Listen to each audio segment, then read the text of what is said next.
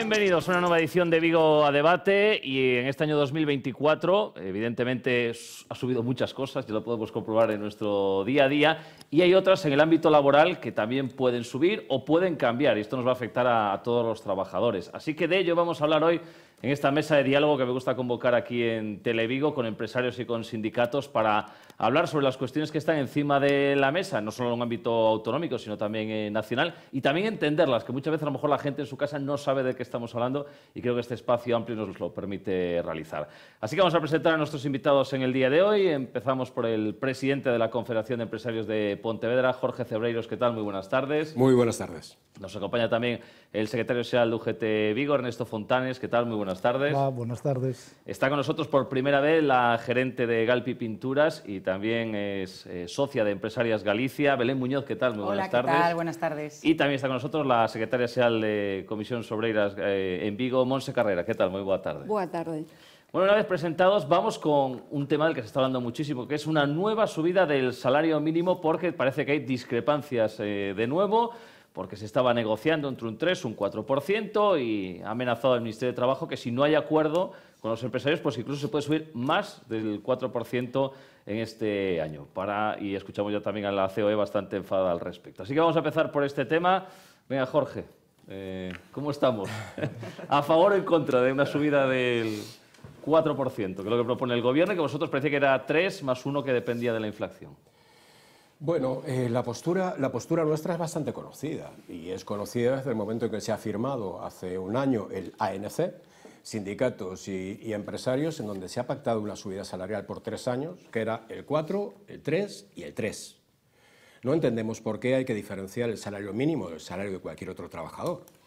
No entendemos tampoco por qué esto se hace sin diálogo social. Y sobre todo no entendemos, aún entendiendo que puede haber niveles retributivos que le cuesta llegar a final de mes, y eso lo entendemos, y por eso proponemos que se apruebe una subida del salario mínimo interprofesional, pero lo que no podemos entender es que se haga saltándose el diálogo social que siempre se ha mantenido con sindicatos y empresarios, y sobre todo con coacciones y amenazas, que dicen que si no aceptamos un 4 va a ser un 5.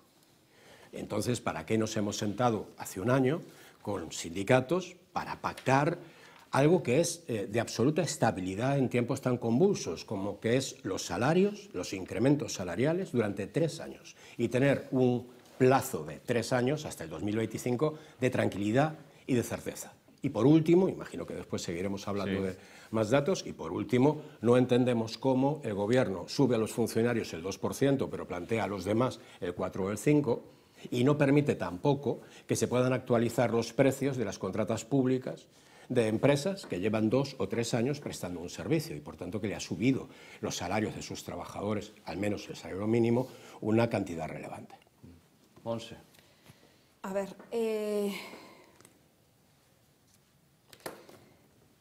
é positivo que esta vez estemos sentados á mesa, ao mellor noutras materias o Goberno non nos convidou, que é un tema que falaremos a continuación, pero neste caso, en relación ao salario mínimo, sí está contando con nós.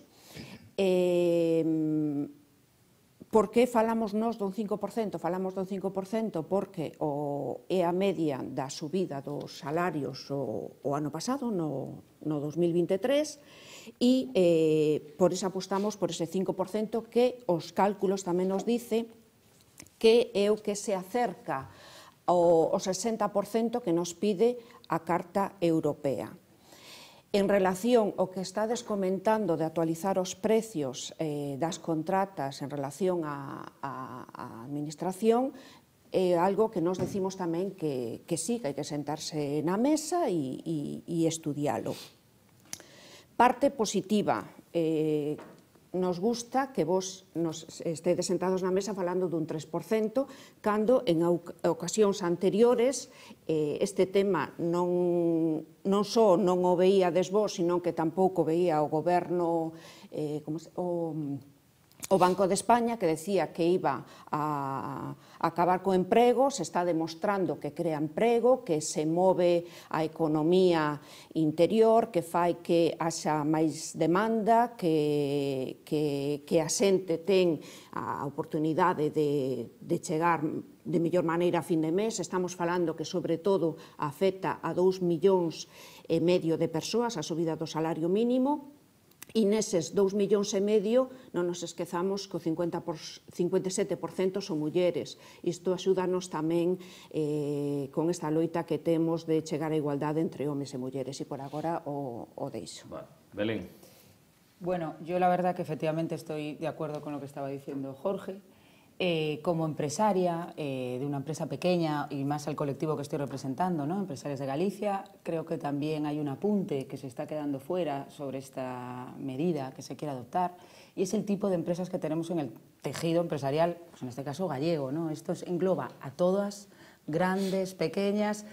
Y entonces, claro, yo discrepo un poco con pensar que esto vaya a generar empleo, ¿no? O que sea algo, o sea, una medida que pueda generar más ganas por parte de los empresarios de contratar gente. Yo la verdad que efectivamente estoy súper de acuerdo con el tema de efectivamente el salario mínimo, que la Carta Europea, que oye, que hay unos índices que indican que tiene que haber una subida y tal. De eso no lo niego, ¿no? Y luego lo que dicen, ¿no? Entonces, esto es por la felicidad de los trabajadores y tal. Ahí el entendimiento con los empresarios es que nosotros también queremos la felicidad de nuestros trabajadores.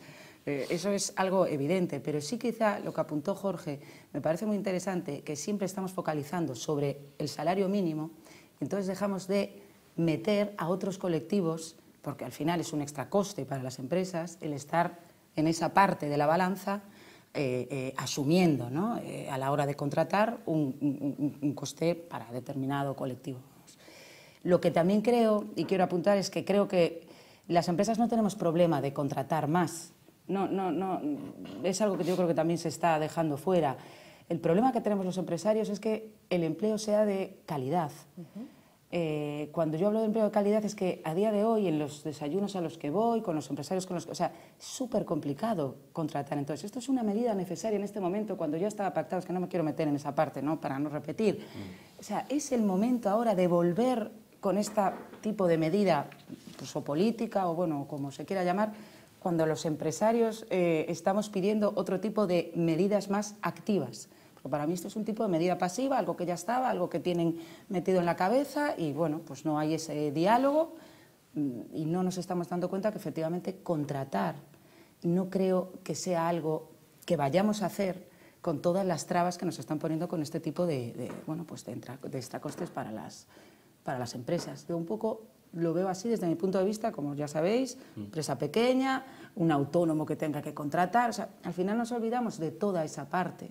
Que somos realmente los que nos levantamos a las 7 de la mañana para también ir a trabajar, y esa visión que me gustaría también dejar clara, que el empresario también estamos, o sea, hoy en día no es como hace años o empresas grandes o tal, efectivamente, o sea, los empresarios también queremos esa felicidad de nuestros trabajadores, que vayan a trabajar contentos, pero claro, efectivamente creo que se podría ver de otra manera o hacer otro tipo de medidas antes que seguir con este tipo de extracoste. Ernesto, primera ronda.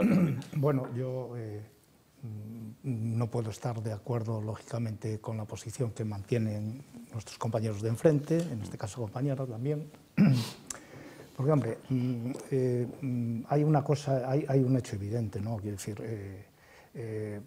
lo decía, hay un acuerdo nacional para la negociación colectiva, que es un acuerdo de mínimos objetivamente, que ambas partes debiéramos de cumplir, pero en todo caso es de mínimos. La realidad de los sectores y de todas las empresas no es la misma, pero dentro de la situación de las empresas, que efectivamente ganan y ganan mucho dinero, porque es así, afortunadamente, ¿no?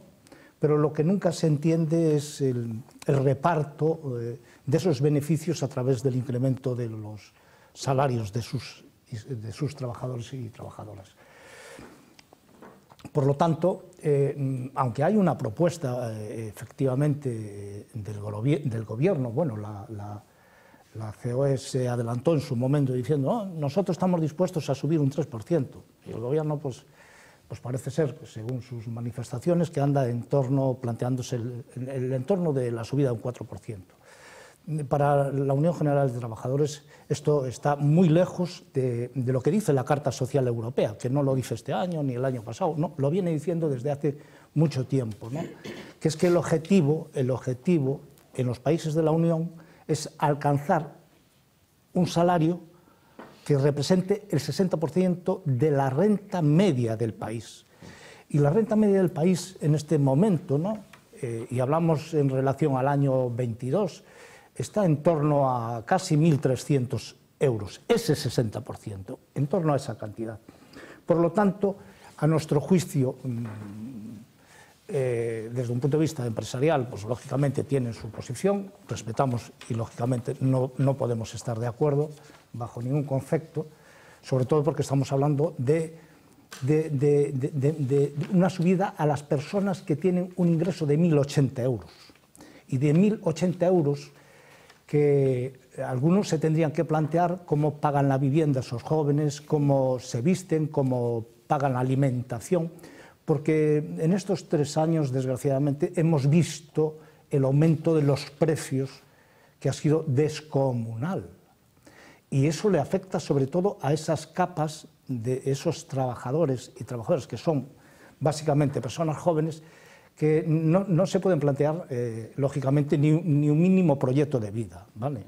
Por lo tanto, aparte que, bueno, en ese sentido, nuestro gobierno tiene la obligación de cumplir los compromisos en ese sentido, que emanan de la Carta Social Europea, y nuestro planteamiento, pues, lógicamente, desde la Unión General de Trabajadores, no es una subida para el 2024 del 4%, evidentemente. Nosotros tenemos claro que se tiene que abordar una subida en torno a los 1.200 euros, si objetivamente se quiere darle sentido a los compromisos que tiene nuestro país en el momento en que se adhirió a la Carta Social Europea. Y al margen de los compromisos, es una cuestión de justicia. Y hay que tener en cuenta también un dato muy importante. Antes de la crisis del 2008, escasamente, no quiero equivocarme, afectaba el salario mínimo a 300.000 personas en nuestro país aproximadamente. Monse lo dijo hace un momento. Ahora son más de 2 millones de personas. Habrá que preguntarse por qué ha habido esa caída que afecta a más trabajadores y trabajadoras en este momento, sobre todo jóvenes y mujeres, precisamente porque se ha producido una devaluación salarial. Pero, quiero decir, se ha producido una devaluación salarial y en estos 3 años que han sido duros en general para todo el mundo, ¿verdad? Pero sobre todo para los trabajadores y trabajadoras y para las personas que carecen escasamente de recursos. Bueno, vamos a por alusiones. Venga, a ver, lado empresarial. Bueno, a ver. Lo primero que tengo que decir es que no sé en qué datos nos estamos basando para calcular el 60%. Porque yo tengo una encuesta aquí, que es la encuesta trimestral de coste laboral que hace el propio Instituto Nacional de Estadística, y por tanto son los datos que usa el Gobierno, en donde el salario medio neto, una vez descontados los impuestos del trabajador y de IRPF, son 1.681. No sé de dónde salen los 2.300. Pero yo son los datos que tengo, que creo que son oficiales. De la misma base. El 1080, claro, el 1080, una vez descontado también la cotización y el RPF, da 1008. Por tanto, el 60% en el año 23 se consiguió. El 60% del salario medio neto en el año 23 está conseguido con el salario mínimo interprofesional hoy. Año 23. Después, hombre, decir que el acuerdo nacional, el acuerdo de negociación colectiva es un acuerdo de mínimos está bien, pero entonces ¿para qué lo hemos firmado indexado a IPC? Claro que es de mínimos, pero lo que hemos dicho es, y en el caso de que la inflación supere los índices tal, serán revisados. No ha ocurrido eso, porque el 4% que se subió este año es superior a la inflación, y el 3% que se va a subir este año, que se propone subir este año, va a ser superior a la inflación que está pronosticada. Por tanto, hombre, yo entiendo las razones objetivas que pueda haber, y estoy encantado de que Monse esté encantada de que nosotros queramos subir el salario mínimo. Claro que sí, queremos subirlo. Lo que queremos decir es que está bien que el 60% sea el salario que tenga que cobrar, el salario del salario medio. Pero ¿y las cotizaciones sociales que van inducidas a esa subida del salario? ¿Quién las paga? Porque estamos hablando de que el trabajador cobre más, pero lo que nos está diciendo es la subida de las cotizaciones, además todos los costes sociales en los que van a incurrir las empresas este año, solidaridad y compañía, de eso no se habla. Pero es que cada vez que se sube el salario mínimo, subimos de un 32 a un 38% las cotizaciones que se pagan por ese salario. Por tanto, yo creo que en esto es perfectamente comprensible la posición de las empresas. Y por último, hablar de que las empresas ganan mucho dinero, igual tenemos que empezar a definir qué empresas. Y eso sí que no lo puedo aceptar como norma general. Si estamos hablando del IBEX y estamos legislando, voy a decir contra el IBEX, si estamos legislando contra el IBEX, tenemos que saber que todo eso repercute en las pequeñas y medianas empresas, que son las que sustentan el 60% del trabajo. Y que son más del 99% de las empresas que tenemos en nuestro tejido, y no solo en Galicia. Por tanto, mucho cuidado con eso cuando se habla de las empresas del IBEX, porque eso repercute aguas abajo. Y hay muchas empresas que no ganan dinero. Y si no, pidamos los datos al Banco de España, de la Central de Balances, y veamos cuántas bases imponibles negativas sigue habiendo, después de tanto tiempo, en el último año 22. A ver, por el lado sindical. Vale. En relación ao que decías dos datos, digo mesmo, o estudio que fixo o noso Gabinete Económico fala deso da necesidade do 5 por dúas razóns a do 60% e ao mesmo tempo tamén a subida media que se fixo no ano 23. Estamos falando, como estaba comentando o compañeiro, de que isto afecta a grupos específicos, sobre todo mulleres, xente nova, como estaba dicindo, e a dous sectores, sobre todo, que o sector agrícola e o sector servizos.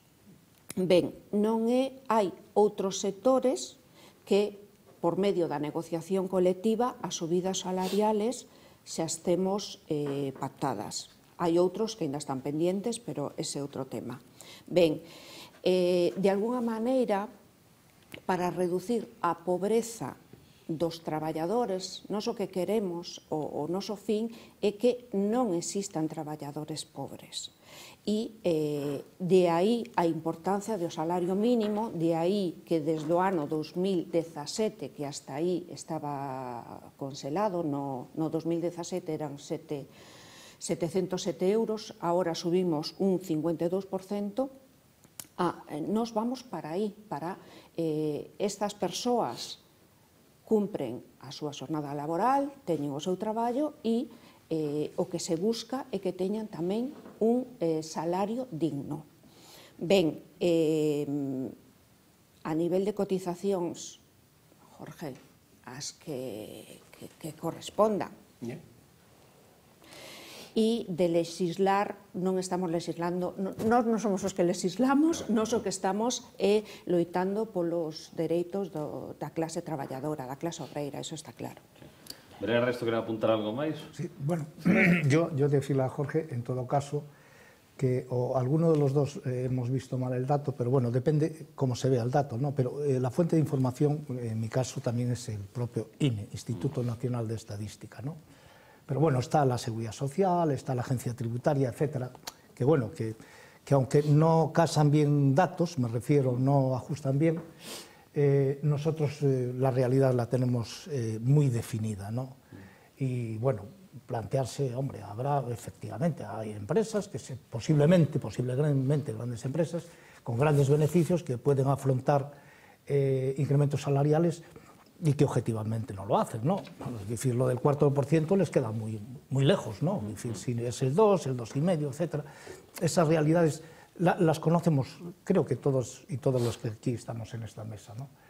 Pero bueno, hay una realidad objetiva que es justamente la mejora de los ingresos de más de 2 millones de personas que bien no tienen un convenio colectivo o bien tienen un convenio colectivo entre comillas, que está en una base, como decíamos antes, de de 1080 en este momento, tanto en cuanto no se tome otra medida con respecto a esa subida. Y nosotros, vuelvo a lo dicho, nosotros lo tenemos claro. Para nosotros, objetivamente, el salario mínimo este año se tendría que situar en torno a los 1.200 euros, para dar cumplimiento. Porque porque aquí se oyen demasiados mensajes de manera permanente, mensajes muy interesados, donde, bueno, la subida del salario mínimo, cuando se produjo de manera importante, eso va a ser la destrucción de empleo, va a ser una catástrofe, y además todos aquellos que saben de economía y gestionan el ámbito público, el propio Banco de España, etcétera, y ha pasado radicalmente lo contrario. Pero con eso, como ha sido como abordar la estabilidad del empleo y cargarse buena parte de esos contratos que fomentaban la precariedad, sobre todo la precariedad laboral entre los jóvenes y no tan jóvenes. Y bueno, pues otra catástrofe. Los indicadores van en una dirección contraria, Y lo que no se puede pensar es que, claro que las empresas tienen que ganar dinero, sino que nos pregunten a los sindicatos cuando una empresa tiene dificultades. Nosotros estamos ahí para ayudar y para, lógicamente, que esas empresas tengan continuidad laboral, porque nuestro objetivo es conservar el empleo. Ahora, lo que no es nuestro objetivo es que haya una transferencia de las rentas, es decir, en beneficios a veces indecentes. Bueno, para cerrar ya el capítulo, ¿aquí algo más? Bueno, yo efectivamente solo apuntar, porque efectivamente lo del salario digno es algo que todos estamos de acuerdo, con indicadores de una manera o de otra, sabemos que eso está estudiado, efectivamente los datos siempre se ven desde un prisma o desde otro, pero están ahí. Pero bueno, yo sigo pensando que ese extra coste es algo que se podría gestionar de otra manera para el empresario, que efectivamente no somos del IBEX, que no tenemos esas ganancias, que somos los que estamos el día a día, que somos empresas pues, de 25 trabajadores, de 2, de 1, y yo no sé en ese momento cómo gestionar, porque al final lo que un empresario quiere es seguir adelante, como acabas de apuntar tú, y poder hacer frente a esas nóminas, ¿no?, de ese salario digno. Y ya por último, que es una pena que esto no está acompañado, cuando habláis de los jóvenes, que habláis de los que empiezan, o efectivamente el colectivo de las mujeres, ¿qué tipo de trabajador es el que estamos contratando? O sea, es que, vuelvo a decir, para nosotros el problema no es contratar. O sea, ojalá que contratemos, sea para siempre, haya incluso un incentivo, haya un crecimiento, haya una inversión, haya un compromiso por ese trabajador que te haga que esa persona cambie de estatus, ¿no?, de estatus salarial. Y yo creo que eso es lo que los empresarios necesitamos ver a la hora de asumir este tipo de medidas. Dejamos este asunto, porque tenemos tantos encima de la mesa. Mira, te voy a dar el paso al siguiente y das un apunte del que quieres para finalizar. Porque quería entrar en el tema de las autobajas laborales, porque esto la actualidad manda, es una propuesta del Ministerio de Sanidad que para un poco descongestionar la atención primaria, los hospitales con todos los virus respiratorios que está habiendo, pues propone una declaración responsable para una baja de 3 días sin necesidad de pedirla al médico y que valga como un justificante para faltar esos días al trabajo. Así que, Monse, venga, empezamos contigo y das ese apunte, pero breve, das dos cosas. Quero lle poner imaxen o que estamos falando. Levamos meses con unhas manifestacións que son a das traballadoras de escolas infantiles de 0 a 3 anos. Xente, mulleres cualificadas, digo mulleres porque a maioría son mulleres cualificadas, que a subida deste salario mínimo axudaríalle moito tamén ao seu incremento salarial, porque a parte patronal non está por iso. Vale. Ahora súmome a Jorge, por suposto, e digo que desta medida tiñamos que estar a patronal e os sindicatos, porque están falando dos traballadores e das traballadoras. E algo tan serio e sensible como que unha persoa falte 3 días ao seu posto de traballo non pode pasar por me encontro enfermo e demais. Isto ten que estar no diálogo social. Da mesma maneira que non se lle dá a oportunidade de automedicarse, decirle, mira, vou con unha receta a farmacia e que me den isto ou isto outro, tampouco pode ser el o responsable de esta situación, de esta baixa. Ben, a maiores, hai un problema que levamos os sindicatos criticando poñendo enriba da mesa desde fai moito tempo, e é como está a sanidade. Aquí hai un problema de médicos da atención primaria, levamos moito tempo dicindo que se necesitan máis inversión na sanidade, de aí aproveitamos xa para decir que temos unha manifestación o día 3 de febreiro por este tema, e ten que pasar porque haxa máis facultativos que atendan aos traballadores e as traballadoras e que sean eles os que lle digan tes que estar na casa, non estás en condicións para o teu traballo habitual e a maiores che teño que recetar ou non necesito recetarche isto e isto outro. Jorge, ¿puede haber aquí acuerdo entre sindicatos y empresarios? Bueno, una de las cosas que me gusta de estos coloquios es que es una buena forma de empezar el año porque acabamos de acuerdo en un montón de cosas. Vale, con lo cual rompemos esa imagen de que siempre estamos enfrentados los sindicatos con la parte empresarial, ¿no? Bueno, totalmente de acuerdo con lo que decimos. Yo creo que la sanidad no se resuelve, los problemas de sanidad no se resuelven dándole la potestad al trabajador para que un lunes por la mañana se encuentre con algo de fiebre, se autodiagnostique, incluso se automedique y decida, quizás con toda la buena voluntad del mundo, no asistir durante 3 días a su puesto de trabajo. Efectivamente, no es un problema de coste económico, porque la baja de esos 3 días no repercute ni en seguridad social ni en empresa, repercute en el trabajador. Pero sí hay un coste de organización del trabajo. Si yo tengo una empresa con 25 trabajadores y vamos a ir al índice de absentismo medio que podemos estar aceptando, del 6%, pues resulta que puedo tener todos los lunes a una persona, media persona, 2 personas que deciden que durante 3 días le duele la cabeza. O sea, prescindimos de la prescripción facultativa, que vaya directamente, que se le receten antibióticos si fuese necesario, que lo haga. Pero en cualquier caso, sí tengo que, y esto hacerlo sin diálogo social me parece impresentable.